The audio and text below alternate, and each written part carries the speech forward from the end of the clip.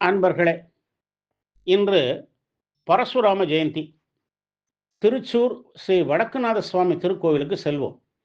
இத்திருக்கோவில் கேரள மாநிலம் திருச்சூர் மாநகராட்சியின் மையத்திலே தேக்கிங்காடு மைதானத்தின் மையத்தில் அமைந்துள்ளது. ஸ்ரீ பரசுராமர் பிரதிஷ்டை செய்த 108 சிவாலயங்களில் இதுவே முதன்மையானது. கோகர்ணத்திலிருந்து தனது கோடரியை எரிந்து வருணனிடமிருந்து கேரளாவை பரசுராமர் மீட்டபோது மக்களை அனைத்து ஆபத்துக்களிலிருந்தும் காப்பாற்றி செழிப்பை தருமாறு பரசுராமர் சிவபெருமானிடம் வேண்டிய தலம். பார்வதி தேவியோடு சிவபெருமானை தரிசனம் செய்தார் பரசுராமர். மீட்டெடுக்கப்பட்ட பகுதியின் நடுப்பகுதி இது. மகாவிஷ்ணு, சங்கர் நாராயணர், கணபதி ஆகியோர் இங்கு உபதேவர்கள். இங்கு அபிஷேகத்திற்கு பயன்படுத்தப்படும் நெய்யால் மூடப்பட்டிருப்பதால் சிவலிங்கத்தை காண இயலாது. இங்கு உள்ள ஒரு பிப்பாடி மரத்து அடியிலே சிவன் பார்வதி பரசுராமருக்கு தரிசனம் அளித்ததாக கூறப்படுகிறது. எனவே இந்த கோவில் ஸ்ரீ மூலஸ்தானம் என்று அழைக்கப்படுகிறது. இங்கு ஒவ்வொரு தேவர்களின் தரிசனத்தையும் ஒரு சிறப்பு வழியில் பெற வேண்டும். சிவன், சங்கர் நாராயணன் மற்றும் ஸ்ரீராமன் மேற்கு நோக்கியும் பார்வதி கிழக்கு நோக்கியும் தரிசனம் செய்கிறார்கள். சிற்பங்களும் சுவர் ஓவியங்களும் மிகவும் அழகானவை. கோசாலை கிருஷ்ணர், ரிஷபன், சிம்மோதரன், ஐயப்பன், ஆதிசங்கரர் ஆகியோரும் நாலம்பலத்திற்கு வெளியே சன்னதி கொண்டிருக்கிறார்கள்.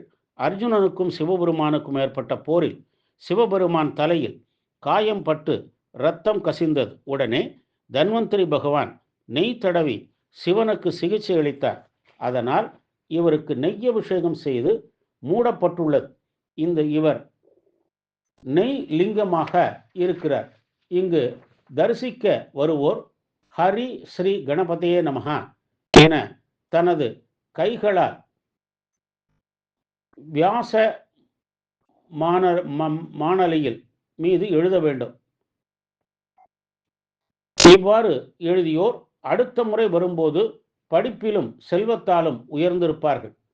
சிவகுரு ஆரியாம்பாள் தம்பதியர் இந்த சிவனை வேண்டியதால் தான் அவர்களுக்கு ஸ்ரீ ஆதிசங்கரர் மகனாக அவதரித்தார். கருவறையில் 12 அடி உயரம், 25 அடி அகலம் உள்ள நெய் லிங்கம் எப்போதும் உருகாமல் உள்ளது.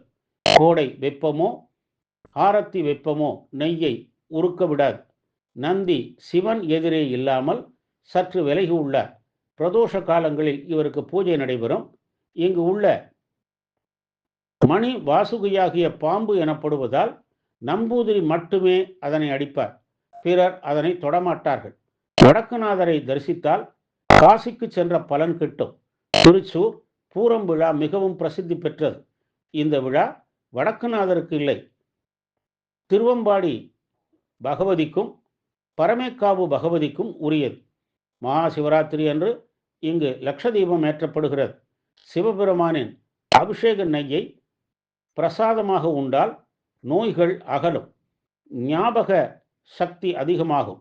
இரவு 8 மணிக்கு நடைபெறும் திருப்புகா பூஜையை 41 நாள் கண்டால் நினைத்தவை கைகூடும். அமைதி, நலன்களும் அருளும் பரசுராமர் நிறுவிய திருச்சூர் ஸ்ரீ வடக்கநாத சுவாமியை வணங்கி அருள் பெறுவோமாக. ஓம் ஸ்ரீ பரசுராமரை போற்றி. ஓம் நம சிவாய.